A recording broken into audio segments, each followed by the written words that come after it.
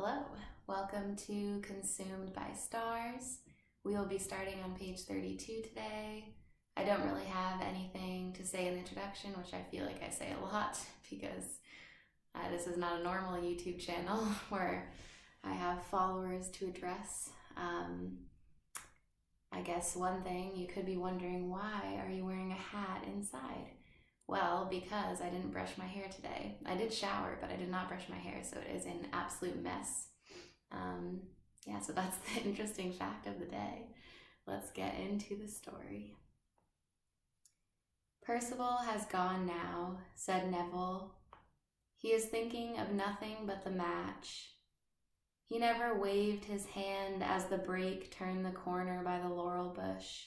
He despises me for being too weak to play. Yet he is always kind to my weakness. He despises me for caring if they win or lose, except that he cares.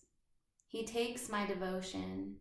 He accepts my tremulous, no doubt abject offering, mixed with contempt as it is for his mind, for he cannot read. Yet when I read Shakespeare or Catullus, lying in the long grass, he understands more than Louis. Not the words, but what are words? Do I not know already how to rhyme, how to imitate Pope, Dryden, even Shakespeare? But I cannot stand all day in the sun with my eyes on the ball. I cannot feel the flight of the ball through my body and think only of the ball. I shall be a clinger to the outsides of words all my life. Yet I could not live with him and suffer his stupidity. He will coarsen and snore. He will marry, and there will be scenes of tenderness at breakfast. But now he is young. Not a thread, not a sheet of paper lies between him and the sun, between him and the rain, between him and the moon as he lies naked, tumbled, hot on his bed. Now as they drive along the high road in their brake, his face is mottled red and yellow. He will throw off his coat and stand with his legs apart, with his hands ready, watching the wicket. And he will pray, Lord, let us win. He will think of one thing only, that they should win. How could I go with them in a brake to play cricket? Only Bernard could go with them, but Bernard is too late to go with them. He is always too late. He is prevented by his incorrigible moodiness from going with them. He stops when he washes his hands to say, There is a fly in that web. Shall I rescue that fly? Shall I let the spider eat it? He is shaded with innumerable perplexities. Or he would go with them to play cricket, and would lie in the grass watching the sky, and would start when the ball was hit. But they would forgive him, for he would tell them a story. They have bowled off, said Bernard, and I am too late to go with them, the horrid little boys who are also so beautiful, whom you and Louis, Neville, envy so deeply, have bowled off with their heads all turned the same way. But I am unaware of these profound distinctions. My fingers slip over the keyboard without knowing which is black and which white. Archie makes easily 100. I, by a fluke, make sometimes 15. But what is the difference between us? Wait, though, Neville, let me talk. The bubbles are rising like the silver bubbles from the floor of a saucepan, image on top of image. I cannot sit down to my book like Louis with ferocious tenacity.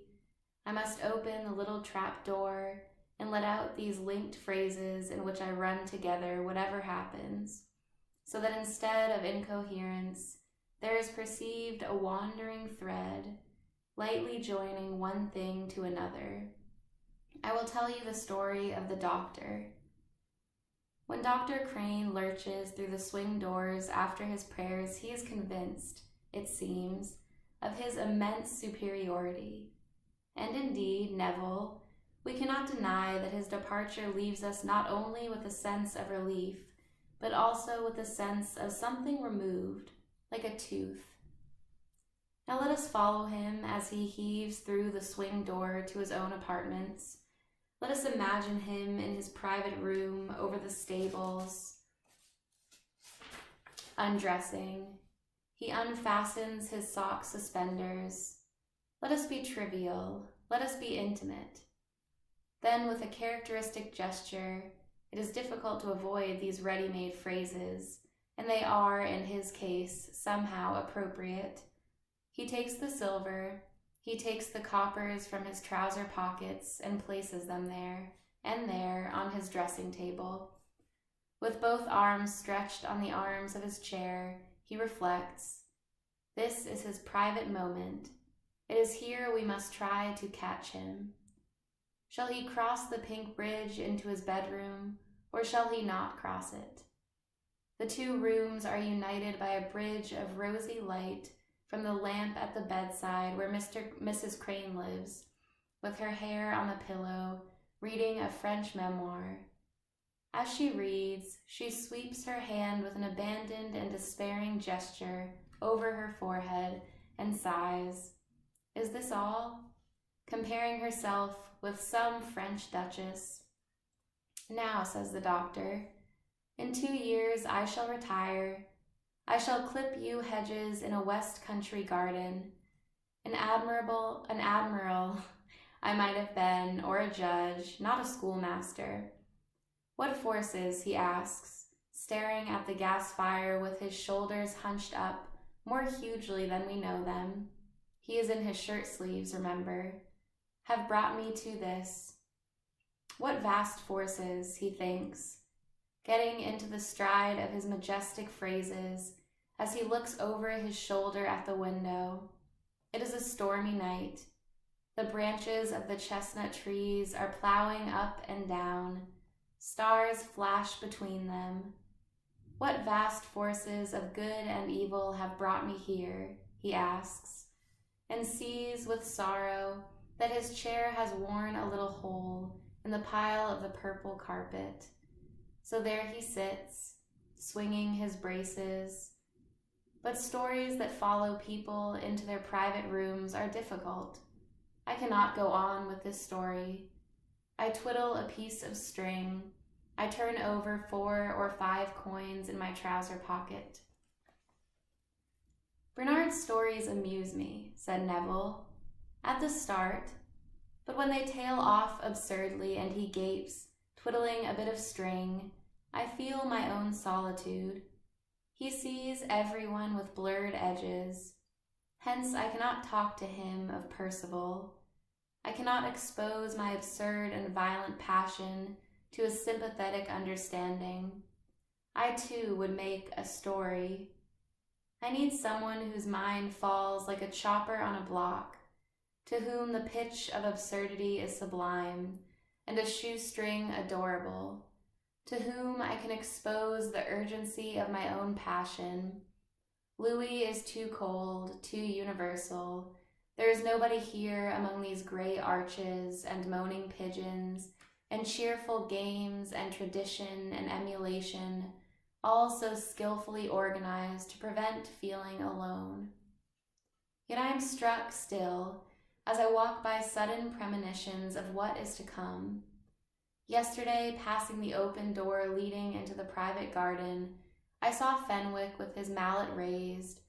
The steam from the tea urn rose in the middle of the lawn.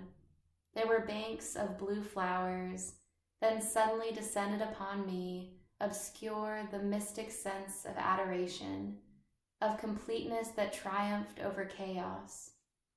Nobody saw my poised and intent figure as I stood at the open door. Nobody guessed the need I had to offer my being to one God and perish and disappear.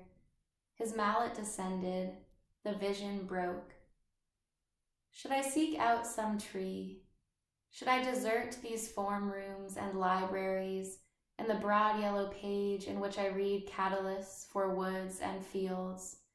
Should I walk under beech trees, or saunter along the river bank, where the trees meet united like lovers in the water.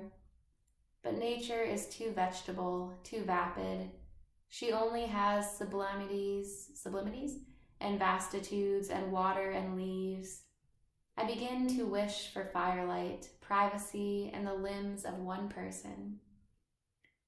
I begin to wish, said Louis, for night to come, as I stand here with my hand on the grained oak panel of Mr. Wickham's door. I think myself the friend of Richelieu, or the Duke of St. Simon, holding out a snuff-box to the king himself. It is my privilege. My witticisms run like wildfire through the court. Duchesses tear emeralds from their earrings out of admiration, but these rockets rise best in darkness, in my cubicle at night. I am now a boy, only with a colonial accent, holding my knuckles against Mr. Wickham's grained oak door. The day has been full of ignominies and triumphs, concealed from fear and laughter. I am the best scholar in the school, but when darkness comes, I put off this unenviable body, my large nose, my thin lips, my colonial accent, and inhabit space. I am then Virgil's companion and Plato's. I am then the last scion of one of the great houses of France. But I am also one who will force himself to desert these windy and moonlit territories, these midnight wanderings, and confront grained oak doors. I will achieve in my life, heaven grant that it not be long, some gigantic amalgamation between the two discrepancies so hideously apparent to me. Out of my suffering I will do it. I will knock. I will enter. I have torn off the whole of May and June, said Susan, and 20 days of July. I have torn them off and screwed them up so that they no longer exist, save as a weight in my side. They have been crippled days, like moths with shriveled wings unable to fly. There are only 8 days left. In 8 days' time, I shall get out of a train and stand on the platform at 6:25. Then my freedom will unfurl, and all these restrictions that wrinkle and shrivel, hours and order and discipline, and being here and there exactly at the right moment, will crack asunder. Out the day will spring, as I open the carriage door and see my father in his old hat and gaiters. I shall tremble. I shall burst into tears. Then next morning I shall get up at dawn. I shall let myself out by the kitchen door. I shall walk on the moor. The great horses of the phantom riders will thunder behind me and stop suddenly. I shall see the swallows skim the grass. I shall throw myself on a bank by the river and watch the fish slip in and out among the reeds. The palms of my hands will be printed with pine needles. I shall there unfold and take out whatever it is I have made here, something hard, for something has grown in me here, through the winters and summers on staircases and bedrooms. I do not want, as Ginny wants, to be admired. I do not want people, when I come in, to look up with admiration. I want to give, to be given, and solitude in which to unfold my possessions. Then I shall come back through the trembling lanes, under the arches of the nut leaves. I shall pass an old woman wheeling a perambulator full of sticks, and the shepherd, but we shall not speak. I shall come back through the kitchen garden and see the curved leaves of the cabbages pebbled with dew, and the house in the garden, blind with curtained windows. I shall go upstairs to my room and turn over my own things, locked carefully in the wardrobe, my shells, my eggs, my curious grasses. I shall feed my doves and my squirrel. I shall go to the kennel and comb my spaniel. So gradually I shall turn over the hard thing that has grown here in my side. But here bells ring, feet shuffle perpetually. I hate darkness and sleep and night, said Ginny, and lie longing for the day to come. I long that the week should be all one day without divisions. When I wake early and the birds wake me, I lie and watch the brass handles on the cupboard grow clear, then the basin, then the towel horse. As each thing in the bedroom grows clear, my heart beats quicker. I feel my body harden and become pink, yellow, brown. My hands pass over my legs and body. I feel its slopes, its thinness. I love to hear the gong roar through the house and the stir begin. Here a thud, there a patter. Doors slam, water rushes. Here is another day. Here is another day, I cry, as my feet touch the floor. It may be a bruised day, an imperfect day. I am often scolded. I am often in disgrace for idleness, for laughing. But even as Miss Matthews grumbles at my feather-headed carelessness, I catch sight of something moving, a speck of sun perhaps on a picture, or the donkey drawing the mowing machine across the lawn, or a sail that passes between the laurel leaves, so that I am never cast down. I cannot be prevented from pirouetting behind Miss Matthews into prayers. Now, too, the time is coming when we shall leave school and wear long skirts. I shall wear necklaces and a white dress without sleeves at night. There will be parties in brilliant rooms, and one man will single me out and will tell me what he has told no other person. He will like me better than Susan or Rhoda. He will find in me some quality, some peculiar thing. But I shall not let myself be attached to one person only. I do not want to be fixed, to be pinioned. I tremble, I quiver, like the leaf in the hedge, as I sit dangling my feet on the edge of the bed, with a new day to break open. I have 50 years. I have 60 years to spend. I have not yet broken into my hoard. This is the beginning. There are hours and hours, said Rhoda, before I can put out the light and lie suspended on my bed above the world, before I can let the day drop down, before I can let my tree grow, quivering in green pavilions above my head. Here I cannot let it grow. Somebody knocks through it. They ask questions, they interrupt, they throw it down. Now I will go to the bathroom and take off my shoes and wash. But as I wash, as I bend my head down over the basin, I will let the Russian Empress's veil flow about my shoulders. The diamonds of the imperial crown blaze on my forehead. I hear the roar of the hostile mob as I step out onto the balcony. Now I dry my hands vigorously, so that Miss, whose name I forget, cannot suspect that I am waving my fist at an infuriated mob.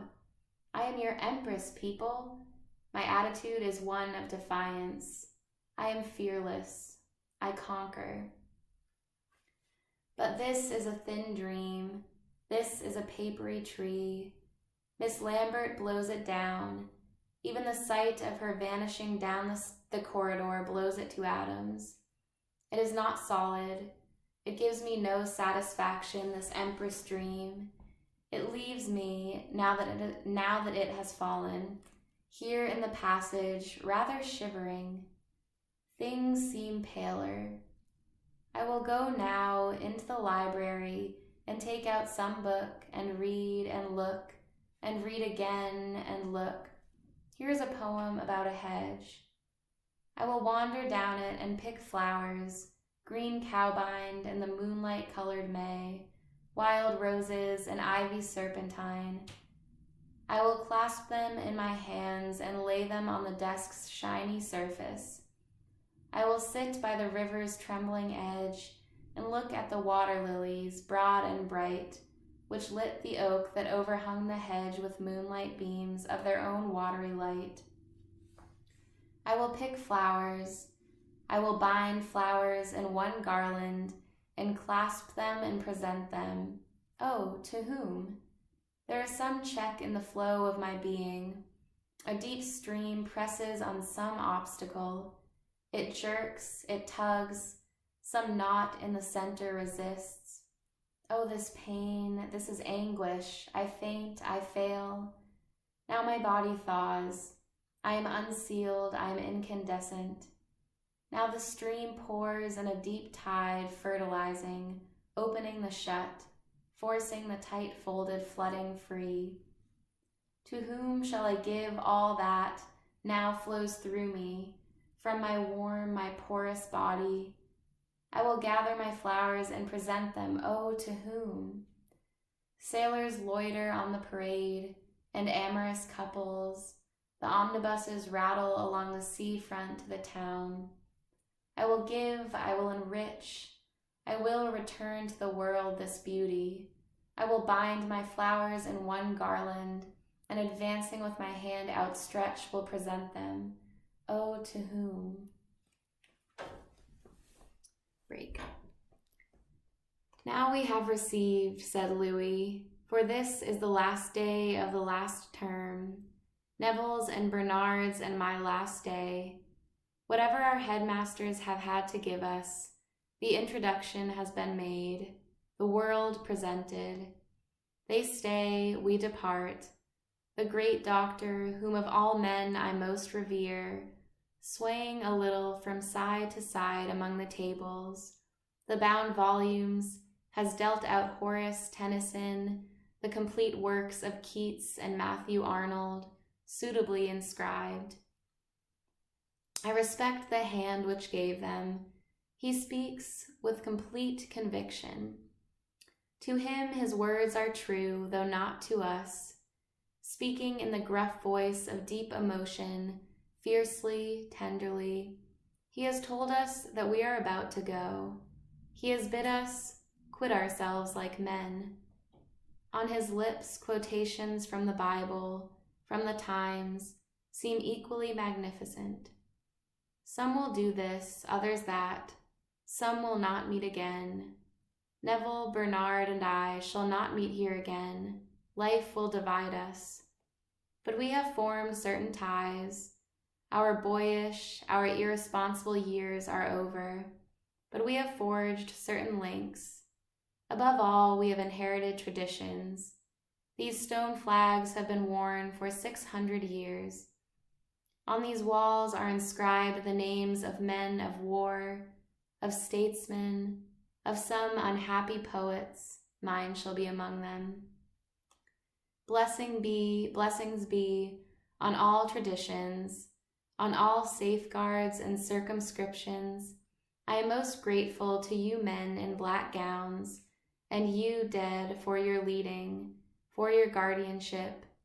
Yet after all, the problem remains. The differences are not yet solved. Flowers toss their heads outside the window. I see wild birds, and impulses wilder than the wildest birds strike from my wild heart. My eyes are wild, my lips tight pressed. The bird flies, the flower dances, but I hear always the sullen thud of the waves, and the chained beast stamps on the beach. It stamps and stamps.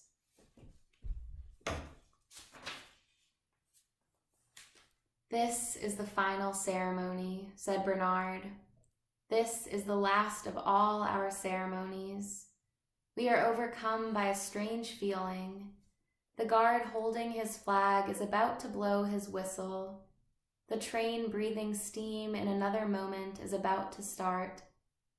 One wants to say something, to feel something absolutely appropriate to the occasion. One's mind is primed. One's lips are pursed. And then a bee drifts in and hums round the flowers in the bouquet which Lady Hampton, the wife of the general, keeps smelling, to show her appreciation of the compliment. If the bee were to sting her nose, we are all deeply moved, yet irreverent, yet penitent, yet anxious to get it over, yet reluctant to part. The bee distracts us. Its casual flight seems to deride our intensity. Humming vaguely, skimming widely, it has settled now on the carnation. Many of us will not meet again. We shall not enjoy certain pleasures again when we are free to go to bed or to sit up, when I no longer need smuggle in bits of candle ends and immoral literature. The bee now hums round the head of the great doctor. Larpent, John, Archie, Percival, Baker, and Smith, I have liked them enormously. I have known one mad boy only. I have hated one mean boy only. I enjoy in retrospect my terribly awkward breakfasts at the headmaster's table with toast and marmalade. He alone does not notice the bee. If it were to settle on his nose, he would flick it off with one magnificent gesture. Now he has made his joke. Now his voice has almost broken, but not quite. Now we are dismissed. Louis, Neville, and I forever. We take our highly polished books, scholastically inscribed in a little crabbed hand. We rise, we disperse. The pressure is removed. The bee has become an insignificant, a disregarded insect, flown through the open window into obscurity. Tomorrow we go. We are about to part, said Neville. Here are the boxes, here are the cabs. There is Percival in his billycock hat. He will forget me. He will leave my letters lying about among guns and dogs unanswered. I shall send him poems, and he will perhaps reply with a picture postcard. But it is for that I love him. I shall propose meeting under a clock by some cross, and shall wait, and he will not come. It is for that I love him. Oblivious, almost entirely ignorant, he will pass from my life, and I shall pass, incredible as it seems, into other lives. This is only an escapade, perhaps, a prelude only. I feel already, though I cannot endure the doctor's pompous mummery and faked emotions, that things we have only dimly perceived draw near. I shall be free to enter the garden where Fenwick raised his mallet. Those who have despised me shall acknowledge my sovereignty, but by some inscrutable law of my being, sovereignty and the possession of power will not be enough. I shall always push through curtains to privacy and want some whispered words alone. Therefore I go, dubious but elate, apprehensive of intolerable pain, yet I think bound in my adventuring to conquer after huge suffering, bound surely to discover my desire in the end. There, for the last time, I see the statue of our pious founder with the doves about his head. They will wheel forever about his head, whitening it, while the organ moans in the chapel. So I take my seat, and when I have found my place in the corner of our reserved compartment, I will shade my eyes with a book to hide one tear. I will shade my eyes to observe, to peep at one face. It is the first day of the summer holidays. Alrighty, that is all I'm going to read today. It was short and sweet, but I felt like that was a good ending place. And now I only have 9 pages left to record. So tomorrow, after I record and put it out there, the entire novel will be on YouTube for your listening pleasure, hopefully pleasure. And yeah, and then I might do the thing I mentioned in a few other videos where I round up some key passages or just favorite passages. So stay tuned. Goodbye.